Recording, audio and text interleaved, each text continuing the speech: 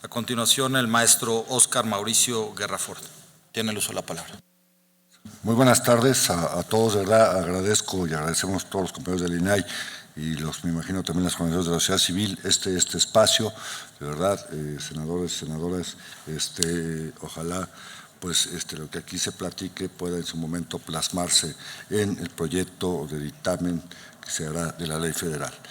Lo primero, no quiero repetir obviamente la mayoría de las cosas que se han mencionado coincido con ellas, tanto organizaciones de la sociedad civil como mis compañeros comisionados y comisionadas. Simplemente coincidir con Mauricio Merino que una de las cuestiones que se ha trabajado y se ha llamado la atención es sobre el asunto de la fragmentación. Y ahora estamos creando una serie de sistemas muy importantes, pero yo a veces pierdo o no encuentro el eslabón que los une o cómo van a funcionar. El de anticorrupción, el de transparencia, etcétera, el del sistema de archivos, el sistema de fiscalización, etcétera, etcétera. Creo y coincido nuevamente, aunque Ricardo Becerra dice que solo el pan Bimbo es integral, que falta una inversión integral y sistemática sobre este asunto, si no, digamos, nos podemos perder. Y la otra cuestión que agregaría, esta ley federal va a ser la pauta nacional para todo el país. O sea, vamos a marcar la pauta de hasta dónde queremos profundizar o llevar a cabo el tema de la transparencia. Es cierto que hay dos iniciativas. Yo los invitaría a revisar la iniciativa del caso de Coahuila y el caso de Jalisco, que están muy por arriba, pero muy por arriba de digamos, proyecto que hay en ese sentido. Entonces creo que es importante, digamos, hoy la ley federal, que ya tiene más de 10 años, en todos los estudios que se hacen, sale de media tabla para abajo. Yo creo que es una cuestión que tenemos todos, responsablemente, que poner el ejemplo, digamos, a nivel federal. Vamos a marcar no la pauta federal, sino la pauta nacional. Bueno, yo elaboré un documento que contiene diversas observaciones y sugerencias que a mi consideración son necesarias incorporar en la iniciativa, en este documento de trabajo. Se presenta para, obviamente, su discusión y aprobación en su momento por el Honorable Congreso de la Unión y las observaciones las tengo divididas como observaciones generales y observaciones específicas. Por lo que hace a las primeras, los comentarios al contenido del proyecto de Ley Federal de Transparencia señalan por título y capítulo, entre las que destacan son las siguientes. En primer término, ya lo dijo la comisionada Cano también, el objeto de la ley desde mi punto de vista debe ser un doble objetivo. No solo el hecho de garantizar el acceso a la información, sino también el de transparentar todo ejercicio de la función pública.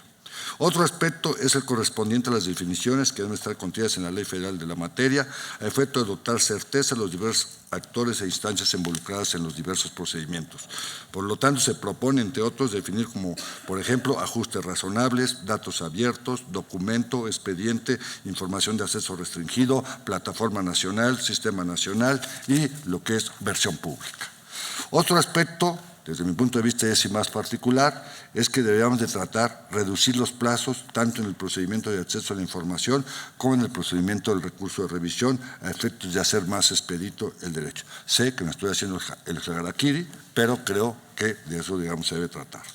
Por otro lado, si bien en este segundo documento ya se señala que se debe hacer público el nombre, denominación o razón social y clave del registro federal de los contribuyentes, lo cual es un gran avance del primer documento, a las que se hubiera cancelado o condenado algún crédito fiscal, así como los montos respectivos, se sugiere dejar muy claro que estos datos deben estar asociados, es decir, se debe relacionar perfectamente el nombre del contribuyente con sus datos y el monto condenado, así como ya se dijo, la fecha y el motivo. La ley establece motivos de condonación, digamos, que llevó a esa situación. Ahora bien, por lo que hace a las observaciones específicas, se incluye la propuesta de redacción del articulado correspondiente. El primer aspecto que hago referencia y que sin duda reviste una enorme relevancia es en lo relativo a las obligaciones de transparencia específicas para los sujetos obligados. El Poder Legislativo Federal se encuentra frente a una oportunidad histórica de aprobar obligaciones de transparencia para los sujetos obligados a nivel federal, tomando en cuenta los nuevos paradigmas y los instrumentos internacionales que ha adoptado el Estado mexicano. Como es el caso a las relativas al sector de hidrocarburos. Al respecto, se sugiere incluir información sobre la relación entre producción de hidrocarburos, reservas totales e información que se obtenga de las actividades de reconocimiento y exploración superficial, así como de la exploración y extracción de hidrocarburos en todo el territorio nacional, la relativa a contratos y licencias para la exploración, extracción, resultados y estadísticas de los procesos de licitación, bases y reglas de los procesos de licitación que se hayan empleado para adjudicar dichos contratos o licencias, el número de los contratos que se encuentran, entre otras. Lo anterior, debido a que el pasado 16 de junio se anunció la integración de un grupo de trabajo intersecretarial para lograr la adhesión de México a la iniciativa para la transparencia de las industrias extractivas, iniciativa que se basa en los principios de que la riqueza proveniente de los recursos naturales de un país debe beneficiar a todos los ciudadanos, lo cual exige evidentemente altos estándares de transparencia y rendición de cuentas. No es posible que México firme o suscriba un convenio a nivel internacional donde se compromete a transparentar información que no está contemplada como obligación de oficio en nuestra ley federal. Asimismo, es importante incluir disposiciones que obligan a los partidos políticos, ya se refería Comisión Acuña, nacionales, a transparentar el uso y destino de los recursos que el Estado les asigna. Estoy sugiriendo incluir, las cuales se ha entregado a todos los señores senadores y haré llegar, un total de 315 obligaciones de transparencia específicas. Parecen muchas, son el promedio de 6 o 7 por sujeto obligado. De los sujetos obligados a los que van dirigidas, como el Poder Ejecutivo Federal, el Poder Judicial de la Federación, los órganos autónomos, específicamente el Instituto Nacional Electoral, la Comisión Nacional de Derechos Humanos, el Instituto Nacional de Transparencia y Acceso a la Información y Protección de Datos Personales, el Instituto Nacional para la Evaluación de la Educación, el Instituto Nacional de Estadística y Geografía, el Consejo Nacional de Evaluación de las Políticas de Desarrollo Social, el Banco de México, la Comisión Federal de Competencia Económica, el Instituto Federal de Telecomunicaciones, la Fiscalía General de la República, las instituciones de educación pública superior dotadas de autonomía, los partidos políticos nacionales, las agrupaciones políticas nacionales, los fideicomisos, fondos públicos, mandatos o cualquier otro contrato análogo, las autoridades administrativas y jurisdiccionales en materia laboral, los sindicatos que reciben y ejercen recursos públicos y los sujetos obligados del sector energético. Simplemente compartirles un dato, senadores. Al año se reciben alrededor de 130,000 solicitudes de información. No son pocas, son muchas, pero el POT, que es el Portal de Obligaciones de Transparencia, solo la sección de transparencia recibe 40 millones de visitas al año. La forma en que la gente puede hacerse de información rápida y expedita, lo que en la ley general ustedes denominan perfectamente como transparencia proactiva. Hay que llevarla a cabo en estas cuestiones. Simplemente otros dos datos. La inexistencia de información, y creo que hay que retomar lo que tenía un proyecto en su momento de ley general, que aquella información que se declare inexistente, cuando menos el Comité de Transparencia analice la posibilidad de reponer el documento. Si esto no fuera posible, declarar la inexistencia. Hoy, la inexistencia, que es el virus de la transparencia, es el 5.6 de solicitudes. 7,000 solicitudes al año se declaran inexistentes, más que las reservas. Las reservas son 2.3. O sea, ¿qué es lo que está sucediendo? Muchos de los actos públicos de autoridad no se están documentando. Esa es la realidad. Por último, hago una propuesta para determinar cómo se debe efectuar el cómputo en término con que cuenta el INEI para notificar sus resoluciones. Esto es muy importante, están dando 3 días, está en la ley general. Pero hay diferentes tipos de resolución. Cuando es unanimidad no hay problema. Cuando hay un voto disidente hay que tomar ese tiempo. Cuando hay un engrose hay que tomar ese tiempo. Estamos obviamente de acuerdo que sean 3 días, pero a partir de que el recurso de revisión está finalizado, ¿sí? También, como se ha dicho, entrego en este momento el documento que contiene las observaciones y sugerencias del denominado segundo documento de trabajo relativo al proyecto de ley federal, así como 2 anexos consistentes en las obligaciones, en las 315 obligaciones de transparencia que considero necesario incorporar a la ley federal, así como un segundo anexo que contiene las propuestas sobre el término que el INAI notifique las resoluciones. Esto es importantísimo. Ahora ya se decía del proyecto de Memoria y Verdad. ¿Qué es lo que nos damos cuenta? Que después de que nosotros ordenamos o resolvemos un recurso y ordenamos la entrega, la modificación, etcétera, la forma en que el INAI, lo cual digamos, no puedo coincidir, se da cuenta que cumplió la resolución, es simplemente un oficio que nos envían que se cumplió la resolución.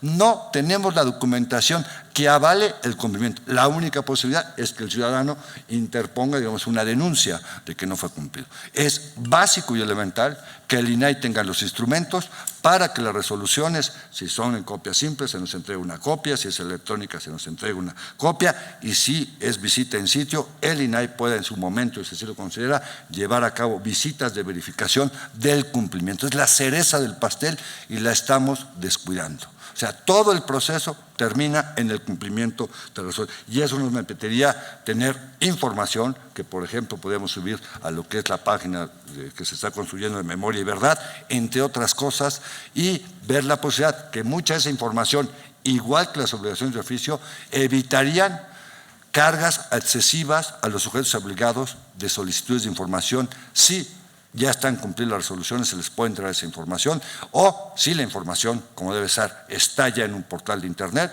Esto, digamos, ayuda a todos, digamos, a mejorar pues el tema que creo que nos preocupa y que nos tiene aquí, que es el de la transparencia. Y perdón, no saludé a los compañeros de la Comunidad Práctica de Transparencia y a mis compañeros comisionados. De verdad, muchas gracias y gracias por el espacio. Gracias, senadora Cristina Díaz. Licenciado Guerra Ford. Aspectos que se me quedaron en el tintero muy rápido. Bueno, obviamente comparto, así abrió el maestro Merino, es una visión sistemática la que tenemos que hacer, sistémica, y ustedes son quien puede, ustedes tienen todas estas leyes o estos instrumentos, quien podrá, digamos, en su momento, para lograr el objetivo que todos. Lo del Consejo Consultivo creo que es un asunto importantísimo, es una propuesta que estaba en la propuesta que se entregó en su momento y que ahora está en la ley. Pero hay de consejos a consejos. Un consejo que funciona muy bien, que yo sepa, ¿no? A ver, otros, ¿no? Es el de la CONAPRED a nivel federal, el de la Comisión de Derechos Humanos del Distrito Federal. Y hay otros que son de adorno. No. Entonces ahí creo que su papel es fundamental en el impulso de las actividades del INAI. Creo que hay que insistir y insistir, ya lo dijo la presidenta Jimena, en la preponderancia de la ley. Ese es uno de los asuntos que todavía tenemos en las reservas, de que leyes, y nos han dicho, es que yo no puedo desobedecer una ley, aunque tú me ordenes, y ahí es un problema que tenemos que ver cómo lo resolvemos. De algún modo, y que tampoco pongamos al funcionario público que por cumplir una ley descumple otra, en esos términos. El asunto de las reservas, y de verdad aquí hay dos corrientes, creo que hasta en el propio instituto y en los propios senadores, una de acotar perfectamente los causales de reserva. La ley general está. ¿Qué entendemos por ciudad nacional? Pero hay senadores que a mí me lo han dicho, que abrir esa posibilidad abre la posibilidad de meter más reservas. Entonces, pero tenemos ese problema, hay que decirlo, lo hemos visto en el IFAI, ¿qué es seguridad nacional? ¿Qué entra y qué no entra en seguridad nacional? ¿Sí? Es verdad que un asunto, pues que no sé cómo hay que resolver, no sé bien cómo, que es más bien estoy diciendo mis preocupaciones en la vida cotidiana que tenemos en el INAI y que pues ahorita es, digamos, un momento. Una cuestión que yo siempre he estado de acuerdo y que en la propuesta que se llegué en su momento está más o menos, es que no debe haber acuerdos clasificatorios. Toda la información es pública, a excepción aquella que marca la reserva. Pero ¿cuándo se debe hacer la reserva? Cuando se solicita la información, no desde antes. Porque alguien dile, haz los acuerdos clasificatorios, pero te clasifica todo. Cuando se hace la solicitud, el encargado de la unidad de enlace o quien le toque la unidad competente tendrá que ver qué características tiene esa información en ese momento. Y el plazo de reserva que tanto nos hemos hecho bolas unos por acá, termina cuando termina la causal que le dio la reserva. Y cada vez que hay una solicitud hay que revisar si la causal se actualiza o no se actualiza. Pero bueno, así está en muchos países de Europa. Debemos ser la forma y nada que acuerdos clasificatorios y periodos de reserva, sino finalmente qué condición tiene la información en el momento que se está solicitando, obviamente con la prueba de daño respectiva si fuese, digamos, el caso, ¿no? Pues sería, y bueno, yo obviamente coincido con lo que se ha dicho y con lo que han dicho los senadores, y pues sí, digamos, no hay prisa, pero tampoco creo que, pues yo sí iría a lo mejor aquí. O sea, hay que hacer las cosas bien, Pero eso de no hay prisa nos puede llevar a un momento, y nuestra ley federal, déjenme decirlo, no lo digo yo, lo dice Fundar, lo dice el CIDE, es pésimo, pésimo. Está calificada de madre ateola para abajo, en ese sentido. Y eso es lo que hoy tienen todos los mexicanos, ¿no? En ese sentido, creo que hay que poner, y pues siempre hay prisa, para todo hay prisa, hay que hacerlo bien. Hay transitorios. Y por eso hay transitorios, también lo dice muy bien la comisionada, si no todo se puede aplicar inmediatamente, pero cuando menos si tengamos la ley. Gracias, doctor Guerra Fort. Tengo registrados al